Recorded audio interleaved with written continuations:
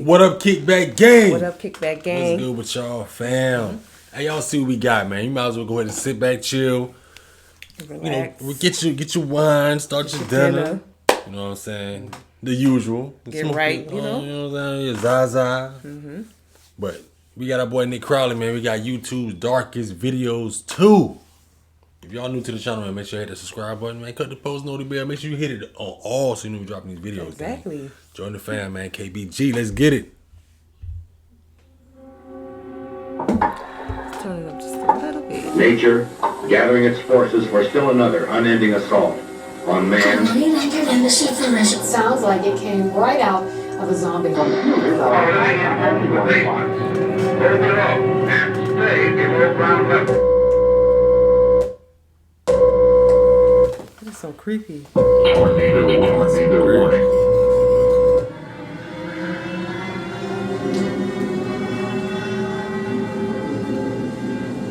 April 9th, 2015, a tornado begins to form during the evening hours in the small town of Franklin Grove, Illinois, quickly growing larger and larger by the minute, to the point of reaching an unprecedented size for the area.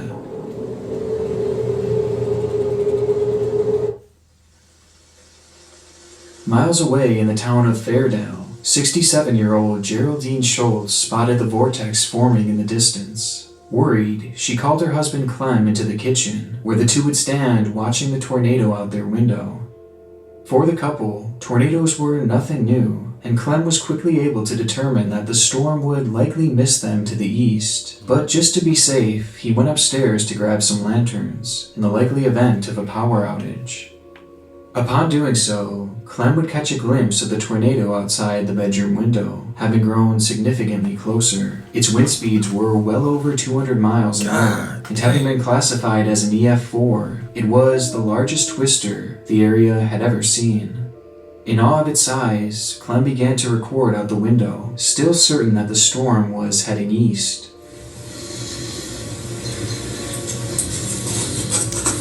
I've heard they say when a tornado look like it's still, that means it's coming towards you. Yeah, I remember you told me that. Yeah, that's what I heard. Yeah, wow. Is that true? A little bit.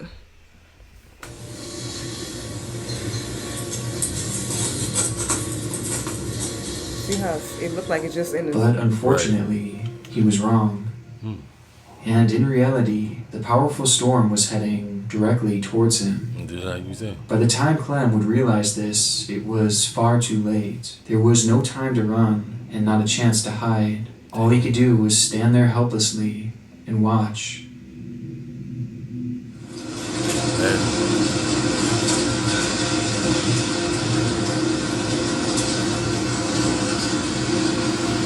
Oh, I would have been so scared. KBG, have any of y'all been in a tornado or in the vicinity of a tornado? Right. Did y'all have one coming towards y'all? Did y'all have one going by? I know you we never survived had. but yeah, we don't have tornadoes really down here. It's like rare. That's rare. We have like hurricanes and different stuff like that. That's crazy, man. Scary.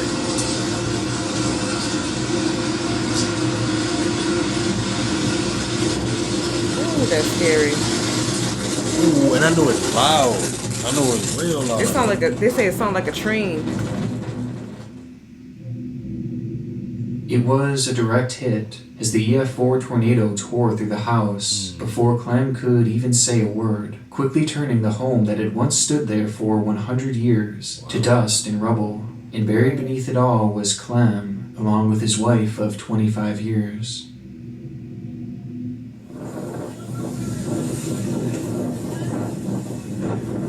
They got fire and rescue on the way. Against all odds, Clem would somehow survive, pulling himself up from the field of debris. It was a storm that would go on to destroy numerous homes and take the lives of two people, one of whom was Clem's neighbor and good friend Jacqueline Closa, who lived in the house that Clem had filmed being destroyed just moments before it struck him, and the other being Geraldine, Clem's wife and best friend. Days following the disaster, a family member who had been searching the area for anything salvageable would stumble across Clem's phone, which miraculously was still working. And on it would be the now infamous video that showed the point of view of a man being struck head-on by a tornado. and somehow surviving. The imagery, the sounds, and the context make this clip one of the most shocking I have ever seen, as well as one of the darkest across all of YouTube. Boy, that's true. The tornado has passed. Capricious, swift, savage. A new high-tech way to find out who's at the door. With a video doorbell, you'll never miss a visitor. In the past few years, the world has seen a boom in the use of doorbell cameras, mainly because of instances like this. Oh, they got a camera. Capturing and exposing criminals in the act, from the most petty of thieves all the way to attempted murderers and kidnappers. Due to their knack for capturing disturbing encounters, the videos that have emerged from these devices have practically carved out their own genre here on YouTube, to the point that many, including myself, have almost become desensitized to them. But recently, a video began making the rounds, showing the events that transpired at a Las Vegas home on the evening of July 21st, 2021, and it proved to be one of the most chilling I have ever seen. It happened around 8 p.m., where a young lady had been working in her kitchen, waiting for her husband to return home from work. It was another 100-degree day in Vegas, and likely in an attempt to cool down, she would open her window to let the evening breeze in. Unbeknownst to her, this harmless decision would lead to a terrifying series of events. Oh boy. Outside of the home, a man had been wandering the suburban streets aimlessly, roaming throughout the neighborhood before stopping in his tracks. In front of him was the open window and a clear view of the woman inside. It was a chance sighting that would lead to the man approaching the house and ringing the doorbell, where the camera would begin to record. I think I remember this one. Yeah, Are me you too. I sure? see this one. I just rang the doorbell. I think I seen this on doorbell news or somebody. Yeah, he crazy, y'all. Or Chillin' Scares, I think. I don't know which one. Are you sure? And like, what's wrong with him? On the I drugs, just rang the probably. doorbell because I have a couple questions. Are you sure? What? Are you sure? I just rang your doorbell because I have a couple questions for you. Got a couple questions for me. Are you sure?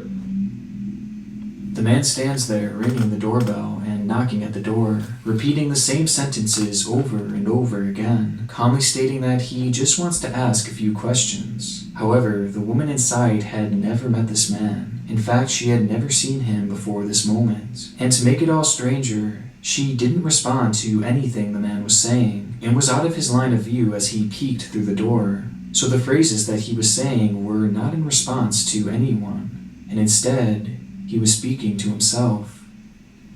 Fearing for her safety, the woman inside didn't open the door or engage him at all, leading the man to take things a step further. Are you positive? I just have a couple questions for you. Sound like a Are robot. you sure? Right. Are you positive? Right. Are you sure? Are you absolutely certain? He begins trying to open the door, but thankfully it was locked, causing the strange Thankfully. man to start walking away. I'm glad it was. You know, a lot of people leave their doors unlocked. Yes, they A do. lot of people leave their doors unlocked. You And thinking sometimes it's- it be on accident, but some people just some leave people their just doors reckless. unlocked. Yeah, neglectful. Just Yeah. yeah, that's not safe, y'all. Anybody KBG don't do that. But thankfully it was locked, causing the strange man to start walking away, cursing under his breath. The footage is incredibly off-putting, and although the man seems to stay perfectly calm, there was something very aggressive and erratic about the way he was speaking, making one wonder what his true intentions were when he Right. approached the house. As the man begins to walk away, the woman's husband, still at work, would chime in through the doorbell after noticing the situation begin to unfold, which in turn would lead to the man revealing why he was ringing the doorbell. Sure. So, who are you? What? Yeah. Are you sure? Who are you? I just had a couple questions. I just wanted to ask you about making sure. Yeah, can you hear me? What I'm looking for is the girl that's in the house to come out here because I'm hurrying. I would have had to do whatever. I don't know if she's at work or what. I don't care if that's my last one. I gotta go. I gotta find you. You saying that right there? I gotta protect. Him saying you see what he say? Yeah, I saw it. That's just crazy. Yeah, I gotta protect my nigga. I'll tell him stay right there. Yeah, It stay right was there. no Call secret what he had planned for that evening. He outright says it, even revealing that he had the weapons to make it happen. I want to look first. I have a knife and a gun. And I'm going to knock on the door. If that woman had opened the People door, sick, or if man. that door had been unlocked, It was over. well, we know what would have happened. Not But she had a thankfully, weapon. neither of those situations played out, and instead, the man walked away muttering the same phrases over and over again. What? Gotta be Even careful. staring at the house for a few moments before finally disappearing into the night.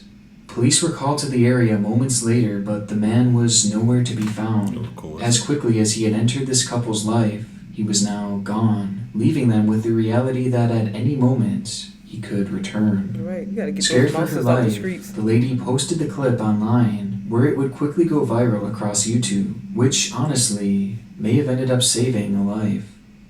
The following day, a viewer of the video would recognize the same man walking in another residential area, in one that was not too far away from the house where the encounter took place. And after the police were called, the man would be quickly arrested before he could Good. play out his disturbing fantasy. When confronted and asked for his name, the man would simply state that he was the Holy Spirit, and said nothing more. Though his real name was revealed to be Christopher Sums, a man who had passed charges of stealing, assaulting, and intimidating a witness, with his mugshot being nothing short of completely haunting. But what I found most surprising was the fact that he didn't always look like this. In fact, just a few years ago, he looked completely normal. And according to his LinkedIn, Oh, wow. he had a fairly impressive work history and what seemed to be a good life. Until for whatever reason, things spiraled in the wrong direction. Is it schizophrenic? As it stands, Christopher is being evaluated to see if he is mentally fit to stand trial, as many believe that he likely suffers from some kind of psychological condition, hence the repeating phrases and the strange behavior. Though his blatant and rapid change in appearance might also point to heavy drug use, or even a combination of both. But regardless of what was behind his behavior that day, the situation and the subsequent video is haunting, and could have been so much worse had that door been opened. Are you sure? I feel like everyone's out to get me. He says I'm going out.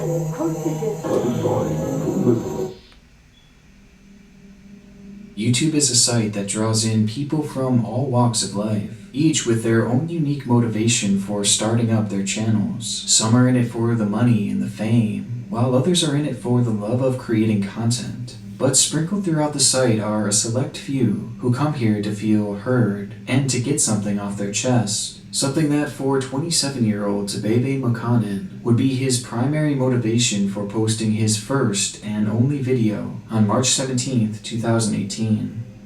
Tabebe had struggled his whole life with mental illness, suffering from both schizophrenia and bipolar disorder. These mental illnesses led to an event in 2013 where he would wander off from his home unprovoked. Outside, he began to walk for miles, essentially in a daze, before finding himself in what he described as a very dangerous part of town. Thankfully, Tabebe would be safely found before anything had happened to him, but this incident would prove to be life-changing, as it would lead to his hospitalization due to his unpredictable and dangerous behavior. This would also start a long spell of being given heavy medication to help with his schizophrenia and bipolar disorder. Over the course of the next 4 years, Tabebe would find himself in and out of the hospital and prescribed a variety of powerful antipsychotic drugs, something that would consume his life as he felt like he was no longer in control of his actions. And feeling trapped, he would turn to YouTube to share his story. Hello, this is Tabebe Mukanin. I'm talking and putting this video because I wanted to bring awareness to a situation that I'm dealing with that's very painful. I was hospitalized June 25th, 2013.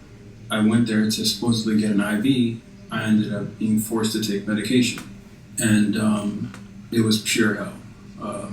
They gave me Haldol, Risperidol, and they were forcing antipsychotics down my throat. Why? It was absolute torture and hell. That's crazy. In the 10-minute video, Tebebe made it clear that he was not consenting to this medical treatment, and he explained how the medication he was forced to take made him feel like a zombie, even saying that it had gotten so bad that he had thoughts of taking his own life. Oh my It was god. bad. It was really bad. And I had ideation. Throughout the clip, Tebebe comes across as intelligent and well-spoken, but traces of his illness shine through periodically.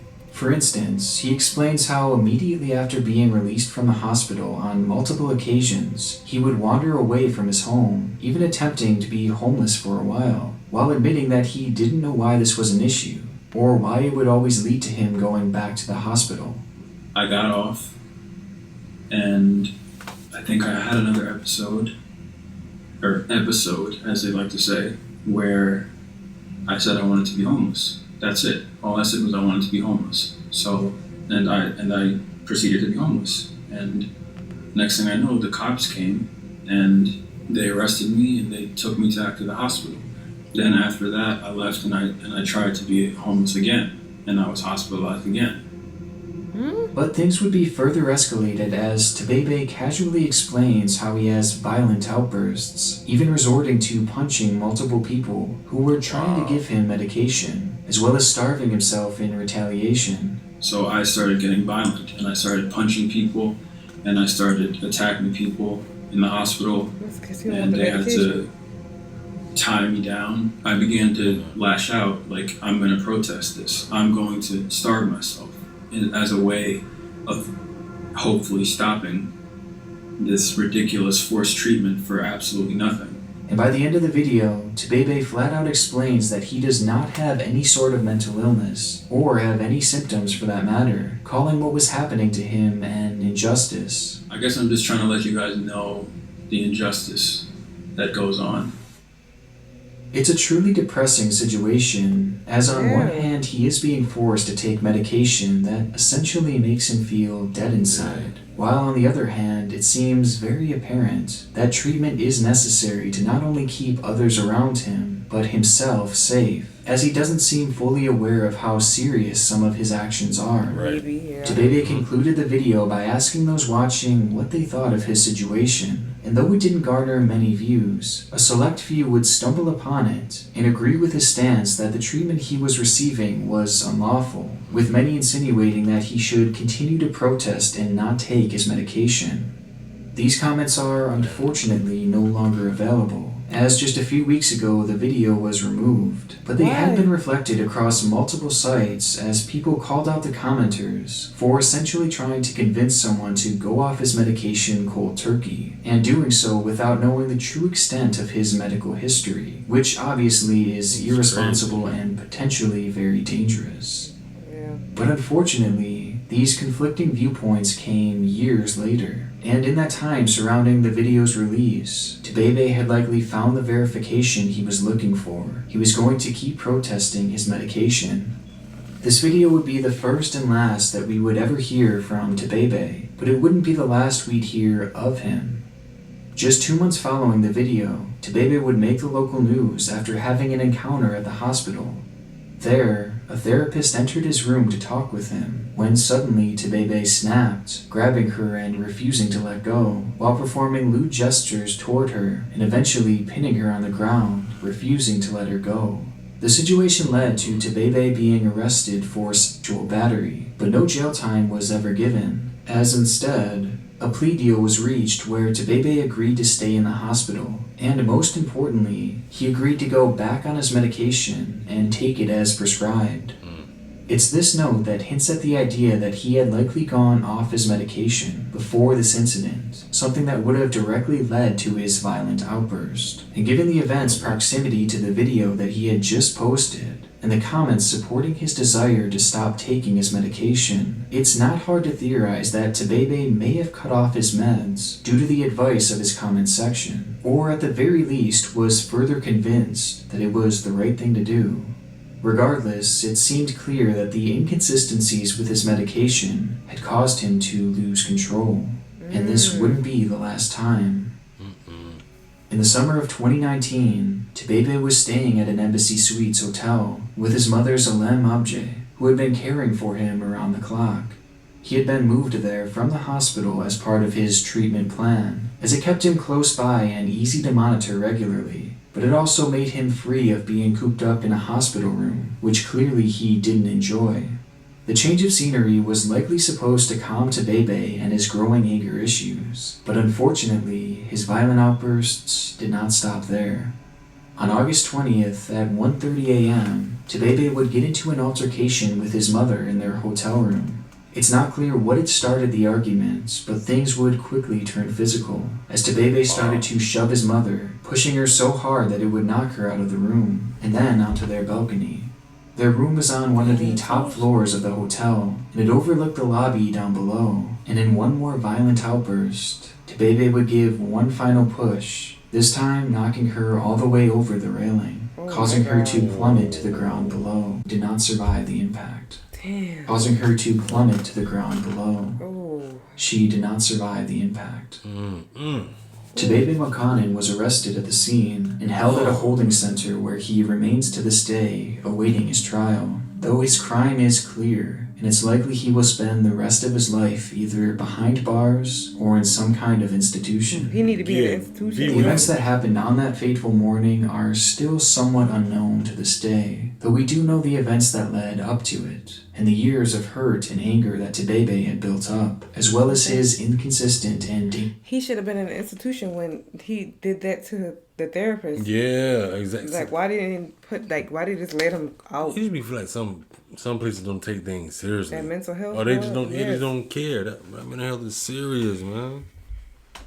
years of hurt and anger that Tebebe had built up, as well as his inconsistent and dangerous use of antipsychotics, which, unsurprisingly, it appears that he had again attempted to take himself off of his meds in the time surrounding his murderous fit, with this being used as the likely reason for his behavior that day, something that was telegraphed in one single video, which, looking back, almost foreshadows the tragic events that were soon to come. Events that may have been further spurred on by the viewers watching him. True miracle hairpin right out of a zombie. Our next video takes us across the world to the Philippines in mid-July 2014. The story begins on a tragic note as a family says their goodbyes to their 3-year-old daughter. In the days prior, the young girl had developed a severe fever, and without access to an up-to-date medical facility, she would pass away in the morning hours on July 12th. With no pulse and no heartbeat, the little girl was pronounced dead and taken home to prepare for the funeral, which would be held the next day. It was obviously a somber event, as the girl was placed in her casket and the lid was shut. Family members and loved ones gathered around to celebrate the short life of a child who deserved so much more, and watch as she was placed into the ground, which would be her final resting place. But before that would happen, one of the neighbors had been in charge of arranging the young girl's body before burial. Though something strange happened when he went to do so. Inside the coffin, the young girl's head began to move. It was a slight twitch, but in a panic, the neighbor checked for a pulse, only to discover that her heart was still beating. What? The young girl was breathing. One of the family members begins to record as the sudden wave of realization hits that the child was actually alive. No way.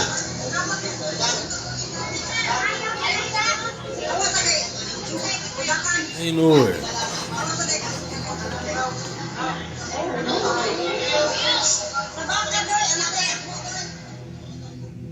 It's the ultimate case of what if. Had that person not opened the casket to reposition the body, then that little girl would have been buried alive, and no one would have ever known. It's a clip that I'm sure many of you have seen by now, as the original video itself has garnered over 1 million views. And topping that, a new station that covered the story currently sits with 25 million views. It's one of the more viral horror stories that I've ever seen on YouTube, as seemingly everyone knows about this infamous video. And rightfully so. I mean, it's one of the craziest stories I have ever seen, both on YouTube or in the news. Oh my god. But the only problem is, this viral video didn't tell the whole story. The story itself does in fact appear to be true, having been confirmed by Philippine officials who admitted that a mistake had been made in that particular hospital, which led to the mix-up and almost to the mistaken burial. But the story doesn't have the happy ending that many of us thought, as in reality, that child never actually woke up. She did have a pulse and shallow breathing, but she would never regain consciousness and remained in a comatose state. In fact, just 2 days after this video was taken, and on the 15th of July, she would once again be pronounced dead, this time for real. But looking back on the viral video viewed by millions, the anchors say that she was fine, calling it a miracle. Happy tears, knowing that thankfully she's fine. I'm glad they opened that casket to check to move around. Now, it may be possible that they just didn't know this at the time, as based off of the way they're talking, it seems like the report would have came out the day or the day after the child was found alive. Only, that's not true either, as the child was determined to be alive on the 13th of July, and once again pronounced dead on the 15th, just 2 days later. Yet this video was published a full month later, on August 13th, 2014. So when this video went live, that little girl was long gone. And this is something that they likely knew, as it had been well reported in other major news outlets on the day of her actual passing. I mean, nowadays, even the top Google result for this incident mentions her passing, and it came out on the very day it happened. So when this video went live, they had to have known it wasn't true. Right. What started on its own as one of the darkest videos on the site has now become even more twisted as the true ending has been revealed. A miracle that turned out to be nothing more than a mirage, leading to even more heartbreak as the family was now forced to grieve and come to terms with this girl's passing twice. And it's made even worse by the news report that has essentially rewritten the story's ending. Right. But looking at just the video and the story as is, of how everything unfolded, it's still truly horrifying that this little girl was almost buried alive, whether she was conscious or not. And it makes me wonder how many others have been in that dreadful situation, buried alive by mistake. The answer to that question is one that we'll quite literally never know, since it is sealed within the claustrophobic walls of a dark coffin, with no hope of escape. That's scary. Yeah. Computers are coming your way. Divorce is often one of the more traumatic experiences that a young child can go through, as many are left in a state of confusion and distress at such a tumultuous time in their life. And for a young man named Daniel Bartlam, his childhood was sadly no different. Growing up in Nottinghamshire, England, Daniel's parents, Jackie and Adrian, would separate following the birth of Daniel's younger brother, with the situation leading to a split in the family, as the young boys would move to a new home with their mother. This brought Daniel to an unfamiliar town, as well as a brand new school, and to top it all off, Daniel's mother would soon find a new partner, further adding to the confusion that Daniel must have been feeling.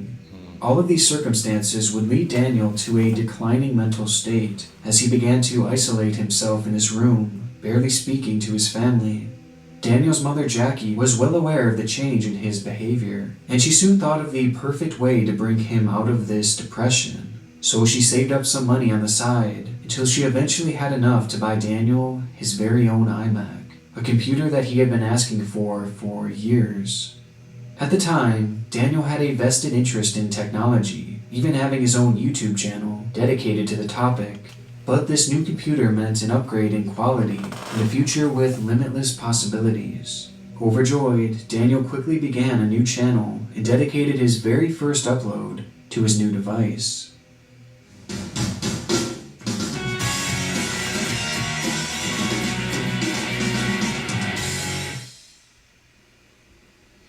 Hello YouTube, this is Daniel AB1702 here, and it's finally happened. I now have an iMac, and I can now make bigger and better videos.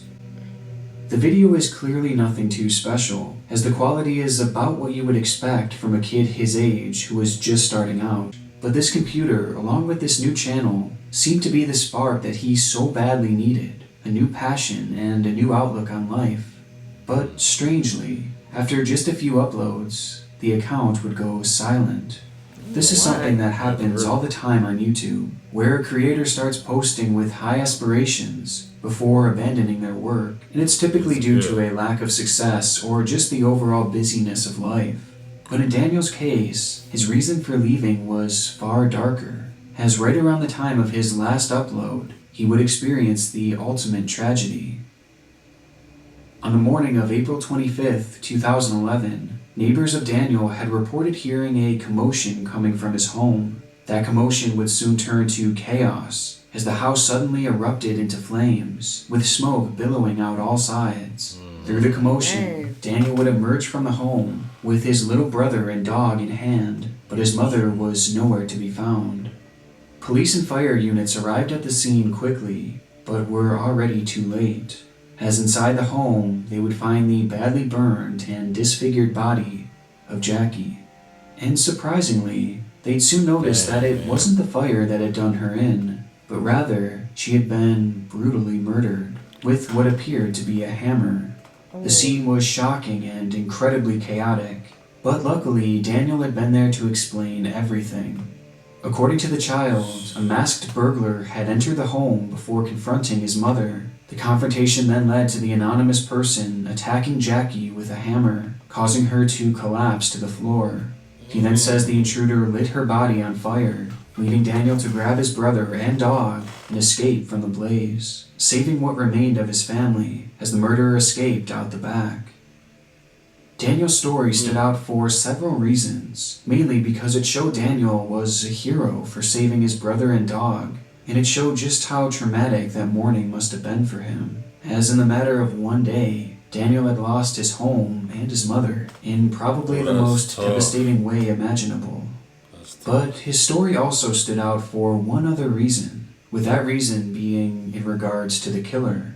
As police began their investigation, they searched and searched for any clues left behind from this supposed masked intruder, but they found nothing. No fingerprints, no footprints, no anything. And looking for any semblance of a lead, they started to search through Daniel's room, where through the charred remains, they miraculously found his computer in perfect working order. Authorities would search the child's device when they stumbled upon something rather bizarre. It was a story that Daniel had typed months before in a Word document that was set as the scene of a soap opera that he had been writing. The story read, Daniel Bartlam, 1997 to 2047, the longest-serving male character to be on the show. The only place he couldn't get away with his deeds was with his mother, Jackie. So one evening, he made it look as though it was a break-in and murdered his mother with a hammer, and then set her and the family home alight, but helped his brother out to safety and got his neighbors to contact the police. The story ends with Daniel lying to the police and getting away with murder. It was a shocking revelation, as his mother had been killed with a hammer and set on fire through what Daniel had described as a break-in, just as his story was written. And to make it all stranger, further investigation would reveal that in the days prior to Jackie's death, Daniel had attempted to delete the document, though he had failed to fully remove it.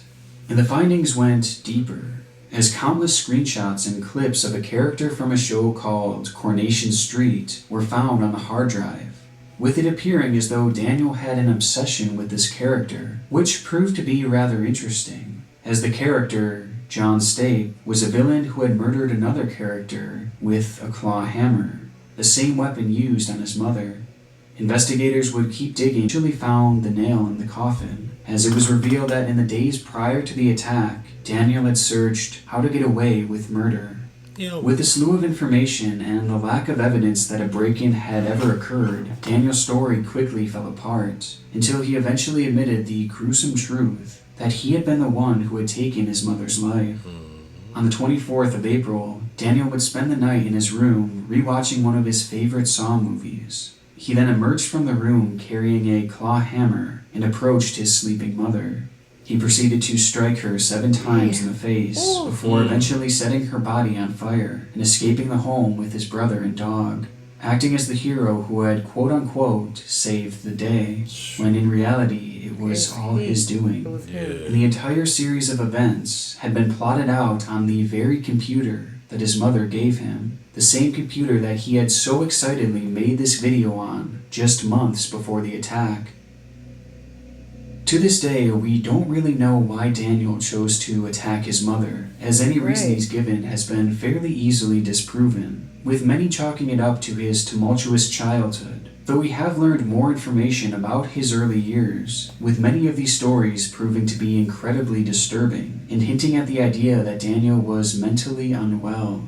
For instance, it was said that he had an obsession with gruesome movies and games that seemed to inspire his own violent thoughts as he began watching these graphic films at the age of 8. He took these films as inspiration to start writing his own stories, which almost always ended in death and murder, and the details of which were said to be incredibly intense. And in a much darker example, about 6 weeks before the murder, during a normal day at school, Daniel began desperately yanking at his tie, insisting that it was trying to strangle him. When further asked about this, he then revealed that he was hearing voices, and those voices were telling him to hurt people. But surprisingly, after being given a psychiatric evaluation, the counselor told his mother that there was nothing wrong with Daniel. But to be on the safe side, they did offer counseling that Jackie would quickly deny, a decision that, for her, may have ultimately proven fatal. Right. Whatever made Daniel snap that day, it was seemingly a long time coming, and despite his young age, he would be sentenced to life in prison, with a chance for parole coming in the distant future. But the truly tragic note here is about his mother, Jackie, as she bought her son that iMac that he so clearly loved, and she did so in the hopes that it would bring some much-needed happiness during such a tough time in his life. How could she have known that in reality, Daniel would turn around and use that very computer to plan and eventually carry out her very own murder?